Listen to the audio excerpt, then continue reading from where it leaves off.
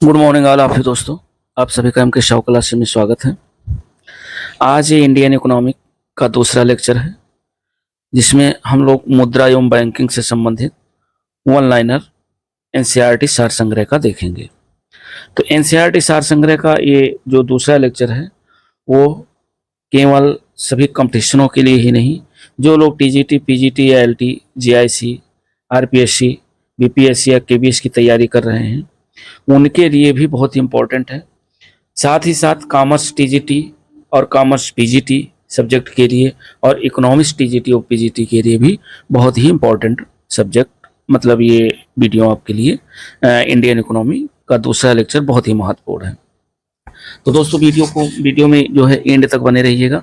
और चूंकि मुद्रा और बैंकिंग से क्वेश्चन आपके हर एग्जाम में देखने को मिलते हैं, स्पेशली की अगर बात करें तो ये टॉपिक है कॉमर्स का, लेकिन कॉमर्स के साथ साथ इकोनॉमिक्स में टीजीटी पीजीटी में भी पूछा जाता है, तथा अन्य किसी भी एग्जाम, कोई भी एग्जाम कंपटीशन का हो, वहाँ पे मुद्रा और बैंकिंग से क्वेश्चन आपको देखने को मिलते हैं। तो देर न करते हुए वीडियो को शुरू करते हैं। और दोस्तों, इस चैनल पे पहली बार है तो चैनल को लाइक, शेयर और सब्सक्राइब जरूर करें। तो हम लोग देखते हैं मुद्रा एवं बैंकिंग एनसीईआरटी वन लाइनर सार संग्रह, जो कि महेश बर्णवाल की बुक है, कासमास पब्लिकेशन की, और बहुत ही एथेंटिक बुक है। तो देखते हैं, पॉइंट दिया हुआ है कि कोई भी वस्तु जो सभी प्रकार के आर्थिक व्यवहार जिसमें ऋण हो भी शामिल हो को पूरा करने में तथा भुगतान के माध्यम के रूप में सामान्यतः स्वीकार की जाती है, उसे क्या कहते हैं? मुद्रा कहते हैं। और नेक्स्ट पॉइंट कह रहा है कि भारत में सर्वप्रथम जो कागजी मुद्रा है, भारत में सबसे पहले कागजी मुद्रा की जो शुरुआत है वो किस वर्ष की गई? तो भारत में सबसे पहले कागजी मुद्रा की जो शुरुआत है वह सन 1862 ईस्वी में की गई। हो सकता है क्वेश्चन, ये जीके का भी क्वेश्चन बनता है, और बाकी तो सभी हमने वीडियो के शुरू में ही बता दिया कि सभी कंपटीशनों के एग्जाम आप से बहुत ही इंपॉर्टेंट है। तो भारत में सर्वप्रथम जो कागजी मुद्रा की जो शुरुआत हुई वर्ष 1862 में हुई।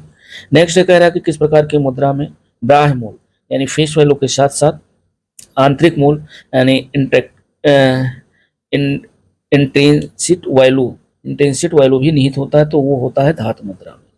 नेक्स्ट है कि विदेशी मुद्रा जिसमें त्वरित प्रवास की प्रवृत्ति होती है, क्या कहलाती है? तो जो क्विक मिग्रेशन ट्रेंड जो होता है, यानी त्वरित प्रवास की जो प्रवृत्ति होती है, उसे गर्म मुद्रा के नाम से जाना जाता है। नेक्स्ट पॉइंट हम लोग देखते हैं, और अगला कह रहा है कि स्टार्ट मनी या प्लास्टिक मनी। दोस्तों बहुत इंपॉर्टेंट पॉइंट है, शब्द का प्रयोग किसके द्वारा किया जाता है? तो स्टार्ट मनी या प्लास्टिक मनी शब्द का प्रयोग क्रेडिट कार्ड या डेबिट कार्ड के लिए किया जाता है। नेक्स्ट है कि bitcoin crypto currency. Bitcoin crypto currency का जो प्रचलन है वह किसने किया था? ये किया था सातोशी नाकामोतो ने। सातोशी नाकामोतो ने बिटकॉइन क्रिप्टो करेंसी का प्रचलन किया था। नेक्स्ट पॉइंट हम लोग देखते हैं, और अगला पॉइंट कह रहा है कि भारतीय रुपया जो है, भारतीय रुपया वर्ष 1957 तक 16 आनों में विभाजित था। इसके बाद दार्शनिक मुद्रा प्रणाली अपनाई गई और 1 रुपये को 100 समान पैसों में बांटा गया। आरबीआई द्वारा जारी नोटों में कुल 17 भाषाओं का प्रयोग होता है, यानी आरबीआई जो भी नोट जारी करती है, चाहे 100 हो, 200 हो, 500 हो या 50 हो, तो उसमें 17 भाषाओं का प्रयोग किया जाता है।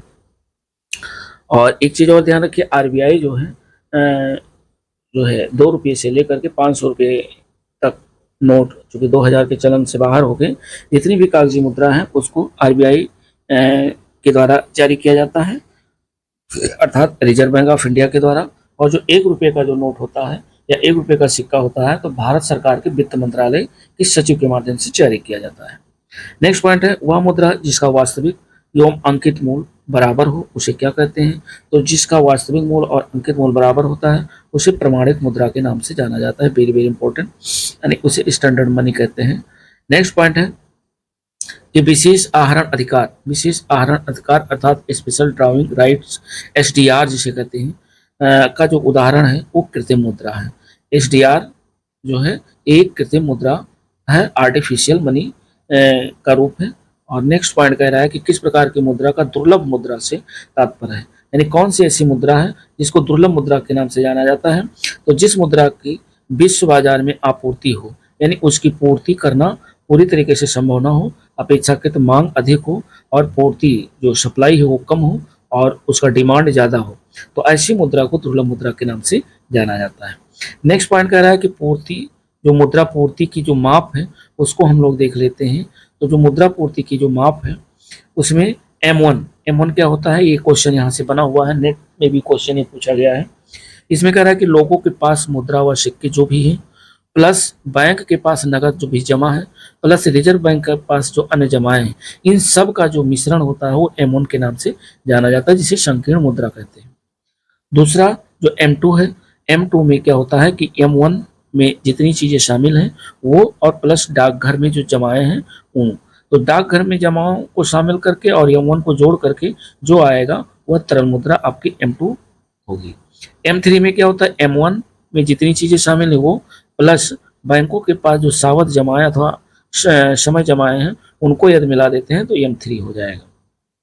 और M4 क्या होता है, M4 में क्या होता है कि M3 और प्लस डाकघर में कुल जमा अर्थात मांग एवं सावधि दोनों प्रकार की जमाएं को शामिल करेंगे तो M4 हो जाएगा।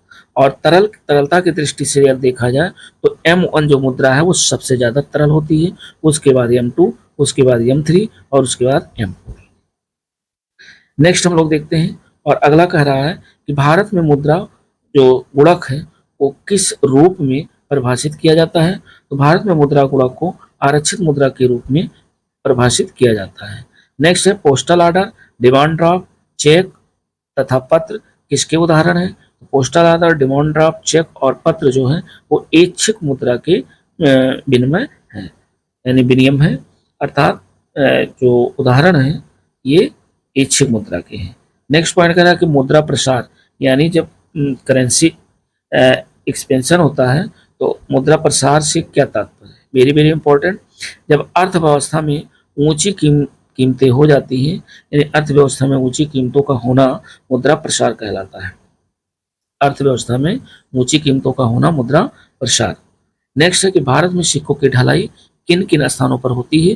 तो भारत में सिक्कों की जो ढलाई होती है वो आपके मुंबई में होती है, कोलकाता में होती है, हैदराबाद में होती है, साथ ही साथ नोएडा में होती है, यानी इन 4 जो महानगर हैं यहाँ पर सिक्कों की ढलाई होती है।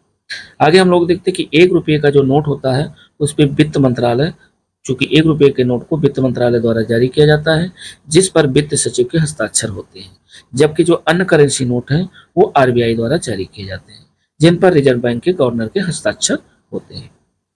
नेक्स्ट पॉइंट हम लोग देखते हैं कि मुद्रा के जो स्टैटिक और गत्यात्मक डायनेमिक कार्यों का जो विभाजन है वो किसने किया था।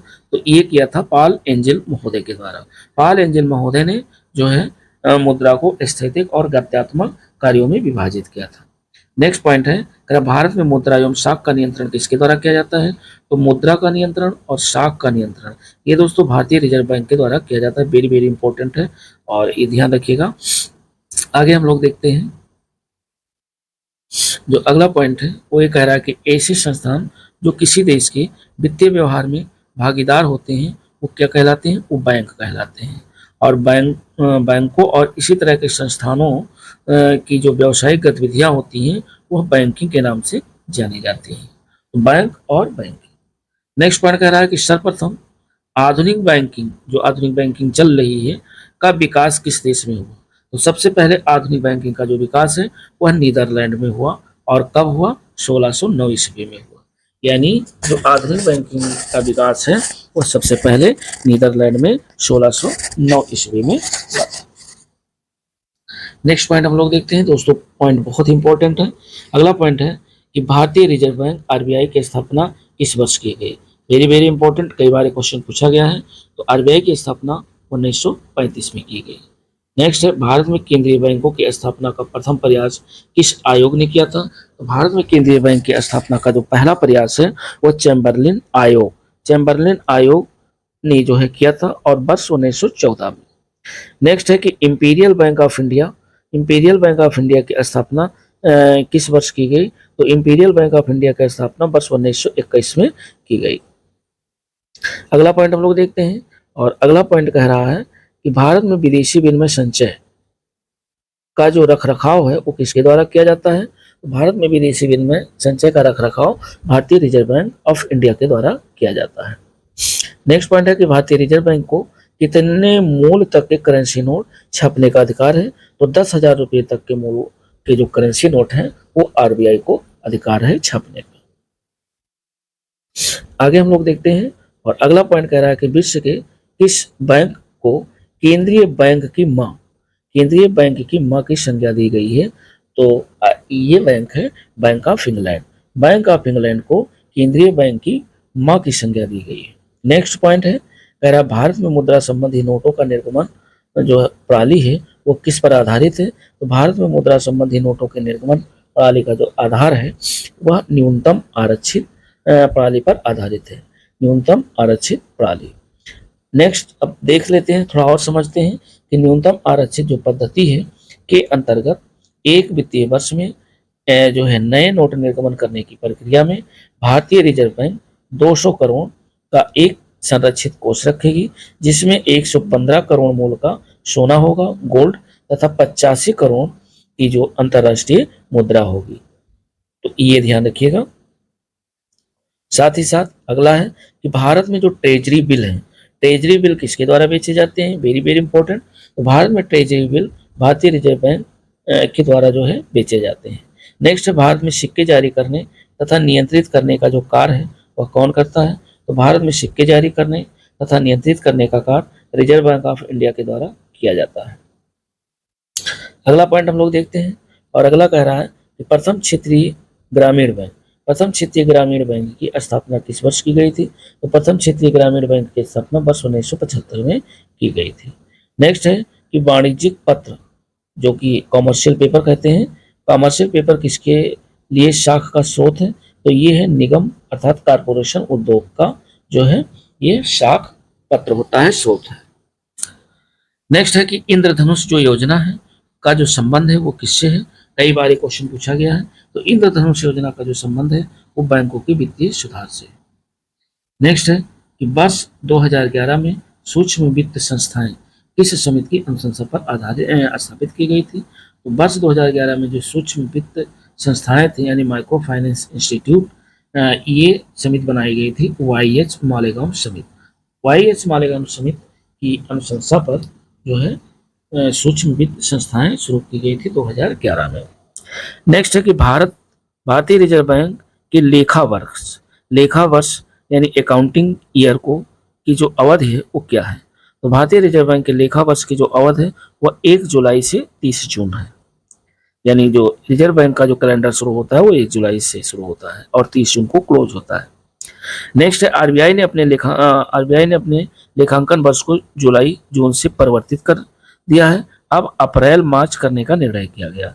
इसके अंतर्गत आगामी लेखा वर्ष जुलाई 2020 से 31 मार्च 2021 तक 9 महीनों की अवधि का होगा और इसके बाद सभी लेखा वर्ष 1 अप्रैल से 31 मार्च तक होंगे। अर्थात जो इस समय आपका चल रहा है वो फाइनेंशियल ईयर जो है आरबीआई का भी है और फाइनेंशियल ईयर वो होता है जो कि 1 अप्रैल से शुरू होकर के और 31 मार्च को क्लोज होता है। इससे पहले जो है यानी जुलाई 2020 से पहले ये जो आरबीआई का था वो कैलेंडर 1 जुलाई से 30 जून था। नेक्स्ट पॉइंट हम लोग देखते हैं और अगला कह रहा है कि भारत में बैंकों द्वारा प्राथमिक क्षेत्र ऋणदान से क्या तात्पर्य है? तो भारत में बैंकों द्वारा प्राथमिक क्षेत्र ऋणदान से तात्पर्य है कृषि, लघु एवं छोटे उद्यम तथा दुर्बल वर्गों को ऋण देने से। नेक्स्ट है ग्रेशम का जो नियम है वह किससे संबंधित है? तो ग्रेशम के नियम मुद्रा के प्रचलन से संबंधित है। अगला है वाणिज्यिक बैंक किस सूची के अंतर्गत आते हैं? तो वाणिज्यिक बैंक की संघ सूची का विषय है जो कि केंद्र सरकार के अंडर में रहते हैं ये सूची। तो जो वाणिज्यिक बैंक है वो संघ सूची का विषय है, इसलिए संघ सूची में आता है। नेक्स्ट पॉइंट हम लोग देखते हैं और अगला पॉइंट करा कि भारतीय रुपया विश्व की 5वीं ऐसी मुद्रा है जिसका अपना प्रतीक सिंबल है और इसका चिन्ह ये देख लीजिए, इसका चिन्ह ये रुपया है और इसका जो लोगो दिया था, सिंबल दिया था, ओडी उदय कुमार के द्वारा डिजाइन किया गया था, ये भी ध्यान रखिएगा। नेक्स्ट पॉइंट है कि नरसिंघम समिति बहुत इंपॉर्टेंट है, कई बार पूछा गया है तो नरसिंघम समिति का जो संबंध है वो किससे है? नरसिंघम समिति का संबंध बैंकिंग संरचना में सुधार से। नेक्स्ट पॉइंट है कि भारत में व्यावसायिक वर्षों द्वारा शाख सृजन यानी क्रेडिट क्रिएशन का जो नियंत्रण है वो कौन करता है? तो जो शाख सृजन का कार्य करता है वो आरबीआई के द्वारा किया जाता था, भारतीय रिजर्व बैंक के द्वारा किया जाता है। नेक्स्ट पॉइंट है कि ग्रामीण परिवारों को सीधे ऋण कौन प्रदान करता है? तो ग्रामीण परिवारों को सीधे जो ऋण प्रदान करता है वह क्षेत्रीय ग्रामीण बैंक और भूमि विकास बैंक के द्वारा प्रदान किया जाता है। नेक्स्ट पॉइंट है किसान क्रेडिट कार्ड केसीसी किससे संबंधित है? ये संबंधित है उपयोग एवं निवेश शाख से, यानी उसका उपयोग करिए और फिर निवेश करिए, जमा करिए, और इसके लिए शाख गवर्नमेंट देती है शाख पर। नेक्स्ट पॉइंट है कि भारतीय रिजर्व बैंक का जो हेडक्वार्टर है, मुख्यालय है, वह कहाँ है? तो रिजर्व बैंक का हेडक्वार्टर मुंबई में है। अगला पॉइंट हम लोग देखते हैं। अगला पॉइंट करा कि भारतीय रिजर्व बैंक के 4 मुद्रालय प्रेस हैं जहां पर जो है नोटों की छपाई होती है। पहला है देवदास जो कि मध्य प्रदेश में पड़ता है, दूसरा है नासिक जो कि महाराष्ट्र में है, तीसरा मैसूर जो कि कर्नाटक में है, और चौथा है सालबोनी जो कि पश्चिम बंगाल में पड़ता है। नेक्स्ट है भारत का केंद्रीय बैंक जिसे बैंकों का बैंक भी कहा जाता है, ये किसे कहा जाता है? तो ये कहा जाता है भारतीय रिजर्व बैंक को केंद्रीय बैंक या बैंकों के बैंक के नाम से भी जाना जाता है। नेक्स्ट पॉइंट है कि भारतीय स्टेट बैंक अर्थात एसबीआई, एसबीआई की जो स्थापना है वो किस वर्ष हुई? Very very important. और एसबीआई की स्थापना वर्ष 1955 में की गई थी। आगे देखते हैं कि सिंपली क्लिक क्रेडिट कार्ड योजना, सिंपली क्लिक क्रेडिट कार्ड योजना किस बैंक द्वारा शुरू की गई है? तो ये शुरू की गई भारतीय स्टेट बैंक के द्वारा, सिंपली क्लिक क्रेडिट कार्ड योजना। नेक्स्ट पॉइंट है कि नेक्स्ट क्वेश्चन है कि भारत में प्रथम महिला बैंक की स्थापना कब और कहाँ की गई? तो भारत में प्रथम महिला बैंक की स्थापना 19 नवंबर 2013 को मुंबई में की गई। अगला पॉइंट है कि भारत के किस बैंक ने चीन में सबसे पहले अपनी शाखा स्थापित की? तो भारत के जो है भारत के किस बैंक ने? तो भारत का जो बैंक है वो एसबीआई के द्वारा यानी स्टेट बैंक ऑफ इंडिया के द्वारा चीन में सबसे पहले अपनी शाखा खोली है। नेक्स्ट पॉइंट है कि निजी भारतीय बैंकों में से किसने चीन में सबसे पहले अपनी शाखा खोली? अगर निजी बैंक प्राइवेट बैंक की अगर हम बात करें तो सरकारी बैंकों में सबसे पहले भारतीय स्टेट बैंक ने, और निजी बैंकों की अगर बात करें सबसे पहले चीन में अपनी शाखा खोलने वाला बैंक है एक्सिस बैंक। अब आगे हम लोग देखते हैं कि सार्वजनिक क्षेत्र के जो 12 बैंक हैं उन्हें देख लेते हैं। एक तो भारतीय स्टेट बैंक, और दूसरा बैंक ऑफ इंडिया, तीसरा है बैंक ऑफ बड़ौदा, फिर bank of Maharashtra, union bank of India, UCO bank, Punjab national bank, Indian overseas bank, central bank of India, Punjab and Sindh bank, Indian bank और केनरा बैंक। इसमें से कई बैंकों का विलय हो गया है, एक दूसरे में मर्ज कर दिए गए हैं, तो ये तो हम लोग देख लेंगे करंट में। नेक्स्ट है कह रहा कि भारत में सार्वजनिक क्षेत्र का सबसे बड़ा जो वाणिज्यिक बैंक है वह कौन सा है? तो भारत में सार्वजनिक क्षेत्र का सबसे बड़ा वाणिज्यिक बैंक आपका स्टेट बैंक ऑफ इंडिया है। और देख लेते हैं कि भारत में बैंकिंग व्यवस्था के विस्तार एवं वित्तीय समावेशन को ध्यान में रखकर 19 जुलाई 1969 को तथा 15 अप्रैल 1980 को क्रमशः 14 और 6 यानी 19 जुलाई 1969 को 14 और 15 अप्रैल 1980 को 6 बड़े व्यवसायिक बैंकों का राष्ट्रीयकरण कर दिया गया। और नेक्स्ट पॉइंट हम लोग देखते हैं कि अगला कह रहा है कि किसानों तक आसानी से पहुंच के लिए किस बैंक ने किसान क्लब स्थापित किए? तो किसान क्लब स्थापित करने वाला जो बैंक है वो भारतीय स्टेट बैंक है। नेक्स्ट है कि भारत में पहला जो इस्लामिक बैंक है वो कहाँ स्थापित किया गया है? तो भारत का पहला इस्लामिक बैंक एक कोची जो कि केरल में है वहाँ स्थापित किया गया है। नेक्स्ट है लघु उद्योगों के क्षेत्र में कौन सा बैंक कार्य करता है? तो लघु उद्योगों के जो है क्षेत्र में जो है भारतीय लघु उद्योग विकास बैंक कार्य करता है अर्थात सिडबी। कई बार ये सिडबी पूछा गया है, ध्यान रखिएगा, जो कि लघु उद्योगों में कार्य करता है, यानी जो छोटे उद्योग हैं लघु उद्योग हैं उनके लिए जो है ये ऋण की व्यवस्था करता है। नेक्स्ट पॉइंट है कि प्रथम बैंक जो क्रेडिट कार्ड, पहला बैंक क्रेडिट कार्ड कब और किस देश के द्वारा निर्गत किया गया? तो पहला बैंक जो क्रेडिट कार्ड है वो बैंक ऑफ अमेरिका के द्वारा पहला क्रेडिट कार्ड शुरू किया गया, और ये बैंक ऑफ अमेरिका के द्वारा कब किया गया? ये 1961 ईस्वी में जो है बैंक ऑफ अमेरिका के द्वारा प्रथम क्रेडिट कार्ड की शुरुआत की गई। नेक्स्ट है क्षेत्रीय ग्रामीण बैंक। क्षेत्रीय ग्रामीण बैंक जिसे रीजनल रूरल बैंक की संज्ञा दी गई है कि स्थापना कब की गई, तो यह स्थापना की गई 2 अक्टूबर 1975 को। 2 अक्टूबर 1975 को क्षेत्रीय ग्रामीण बैंक की स्थापना की गई थी और अब इस बैंक का नाम हो गया है आर्यावर्त बैंक। आगे हम लोग देखते हैं फिनिजी और लैंडवॉक्स और लंदन क्लब और रूपी सर्कल तथा फेयर सेट आदि पीयर टू पीयर ऋण उपलब्ध कराने वाले कुछ प्रमुख प्लेटफॉर्म। नेक्स्ट पॉइंट है कि भारत के किन राज्यों में क्षेत्रीय ग्रामीण बैंक कार्यरत नहीं है, तो ये सिक्किम में दोस्तों नहीं है और आपके गोवा में नहीं है। सिक्किम और गोवा में क्षेत्रीय ग्रामीण बैंक कार्यरत नहीं है। आगे हम लोग देखते हैं कि भारत के किस व्यवसायिक बैंक ने सबसे पहले चलती फिरती एटीएम सेवा की जो है शुरुआत की। तो चलती फिरती एटीएम सेवा की जो शुरुआत करने वाला जो व्यवसायिक बैंक है वो आईसीआईसीआई बैंक है, ध्यान रखिएगा। और नेक्स्ट पॉइंट है कि लघु एवं मध्यम उद्योगों को ऋण उपलब्ध कराने हेतु किस समिति का गठन किया गया था, तो ये किया गया था नायक समिति का गठन 1993 में। वेरी वेरी इंपॉर्टेंट, कई बार ये विभिन्न एग्जामों में पूछा गया है। नेक्स्ट है कि जो है भारत में नाबार्ड किन बैंकों को पुनर्वित्त उपलब्ध कराता है, तो जो भारत में नाबार्ड जो है वह जो है किन बैंकों को पुनर्वित्त यानी रीफाइनेंस उपलब्ध कराता है, तो ये कराता है अनुसूचित व्यापारिक बैंकों को, क्षेत्रीय ग्रामीण बैंकों तथा राज्य भूमि विकास बैंकों को, नाबार्ड, ध्यान रखिएगा। नेक्स्ट है कि नाबार्ड का जो हेडक्वार्टर है ये भी मुंबई में ही है, तो आरबीआई का हेडक्वार्टर मुंबई, नाबार्ड का हेडक्वार्टर मुंबई। बैंकों की पूंजी पर्याप्तता के मापन के लिए किस अंतर्राष्ट्रीय मानक का जो प्रयोग किया जाता है, तो ये है बेसल मानक। बेसल मानक का प्रयोग जो है पूंजी अपर्याप्तता के मापन के लिए अंतर्राष्ट्रीय मानक के रूप में इसका प्रयोग किया जाता है। नेक्स्ट है वर्ष 1995-96 में स्थापित ग्रामीण अवस्थापना विकास कोष का लेखा जोखा कौन रखता है, तो ये रखता है राष्ट्रीय कृषि एवं ग्रामीण विकास बैंक। आगे हम लोग देखते हैं और अगला पॉइंट कह रहा है कि स्वाभिमान कार्यक्रम कई बार पूछा गया है का प्रमुख उद्देश्य क्या है, तो स्वाभिमान कार्य का प्रमुख उद्देश्य ग्रामीण निर्धनों के घरों तक बैंकों को पहुंचाना। ग्रामीण निर्धनों के घरों तक बैंकों को पहुंचाना ये स्वाभिमान कार्यक्रम के तहत चलाया गया। आगे है अगला पॉइंट कह रहा है कि किस समिति की अनुशंसा पर भारत में जोखिम पर संपत्तियों के 9% न्यूनतम पूंजी पर्याप्तता का प्रावधान किया गया, ये किया गया नरसिंघम समिति के माध्यम से।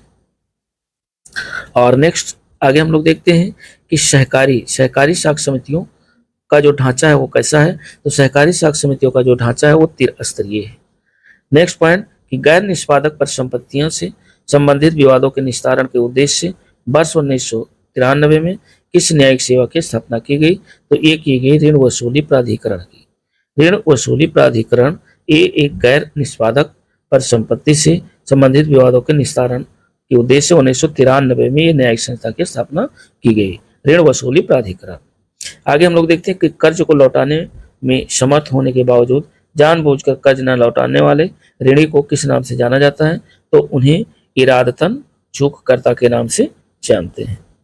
नेक्स्ट है आगे हम लोग देखते हैं और आगे कह रहा है कि केरल देश का पहला राज्य है जबकि तमिलनाडु का मंगलम देश का प्रथम गांव है। तमिलनाडु में एक गांव है मंगलम जो कि पहला गांव है जहां प्रत्येक परिवार को कम से कम एक बैंक खाता सुनिश्चित कराया गया है। यानी केरल देश का पहला राज्य है जहां ऐसा नहीं है कि किसी का खाता न हो।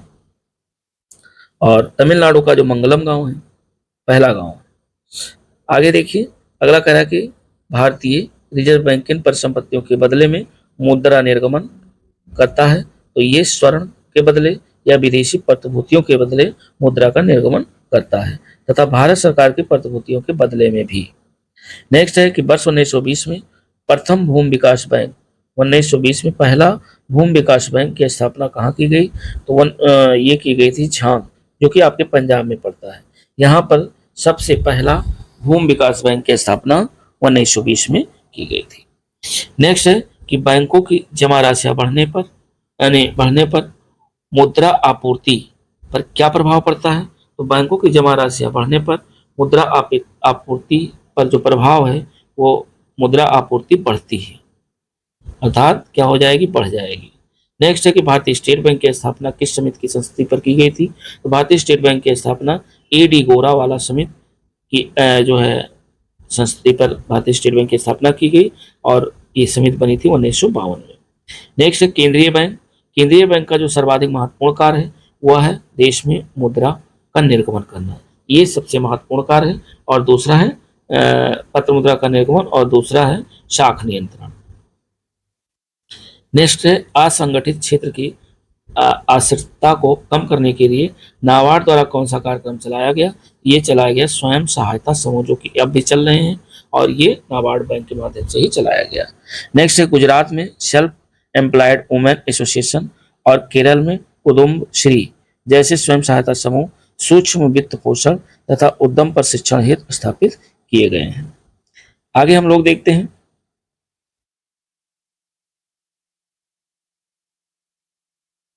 अगला पॉइंट कह रहा है कि अस्थायी मुद्रास्फीति यानी कोर इन्फ्लेशन की जो गणना में शामिल नहीं किया जाता है। क्या शामिल नहीं किया जाता है?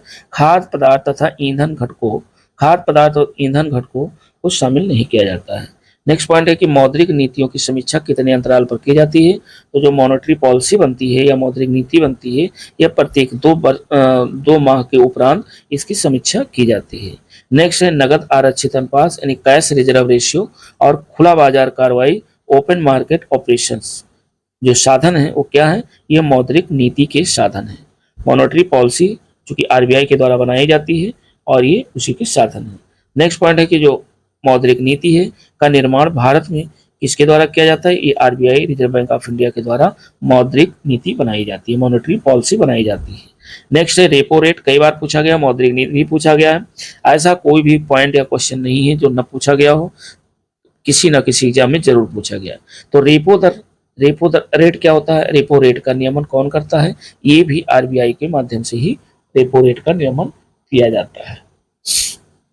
और नेक्स्ट पॉइंट हम लोग देखते हैं, जो अगला पॉइंट है वो ये कह रहा है कि ये जो है भारतीय रिजर्व बैंक के पास विभिन्न व्यावसायिक बैंकों की कुल जमा एवं आरक्षित राशि का जो निर्धारित भाग है वह क्या कहलाता है? तो वह कहलाता है नगद आरक्षित अनुपात अर्थात CRR, cash reserve ratio. Next है कि जब भारतीय रिजर्व बैंक नगद आरक्षित अनुपात में वृद्धि की घोषणा करता है तो उसका क्या तात्पर्य है? तो उसका तात्पर्य है कि वाणिज्य बैंकों के पास उधार देने के लिए मुद्रा की कमी है। तब नगद आरक्षित अनुपात में CRR में यदि वृद्धि होती है तो इसका मतलब है कि वाणिज्यिक बैंक के पास उधार देने के लिए मुद्रा की कमी है। नेक्स्ट पॉइंट हम लोग देख लेते हैं, बस 4 पॉइंट और हैं। कह रहा है कि राज्य भविष्य निधि के अंतर्गत सरकार जो प्राप्त मुद्रा किस कोष में जमा किया जाता है? यानी राज्य भविष्य निधि के अंतर्गत सरकार को जो मुद्रा प्राप्त होती है वो किस कोष में जमा किया जाता है? तो वो सार्वजनिक लेखा निधि में जमा होता है। नेक्स्ट है कि भारत में मुद्रास्फीति मापन की सबसे जो लोकप्रिय माप है वो क्या है? तो भारत में मुद्रास्फीति मापन की सबसे जो लोकप्रिय माप है वो उपभोक्ता मूल्य सूचकांक CPI है। नेक्स्ट है कि यदि किसी अर्थव्यवस्था में वस्तुओं एवं सेवाओं की मांग की अपेक्षा आपूर्ति अधिक है हो जाए तो ये जो है इनकी कीमतों में गिरावट आती है, जिसे मुद्रा संकुचन डिफ्लेशन भी कहा जाता है, मुद्रा संकुचन के नाम से जाना जाता है। आगे हम लोग देखते हैं और अगला पॉइंट कह रहा है कि ऑपरेशन ट्विस्ट किसके द्वारा प्रारंभ किया गया? तो ऑपरेशन जो ट्विस्ट है वो रिजर्व बैंक ऑफ इंडिया के द्वारा प्रारंभ किया गया। नेक्स्ट है कि अनुसूचित वाणिज्यिक बैंक किसानों एवं ग्राहकों को जिस दर पर ऋण देते हैं उसे क्या कहते हैं? उसे कहते हैं आधार दर यानी बेस रेट। नेक्स्ट है उपभोक्ता मूल्य सूचकांक की गणना किस आधार पर की जाती है?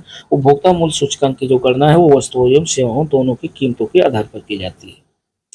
और नेक्स्ट है कि भारत में कर्मचारियों की महंगाई भत्ते के निर्धारण का जो आधार है वो क्या है? तो भारत में कर्मचारियों की महंगाई भत्ते के निर्धारण का आधार है उपभोक्ता मूल्य सूचकांक अर्थात CPI।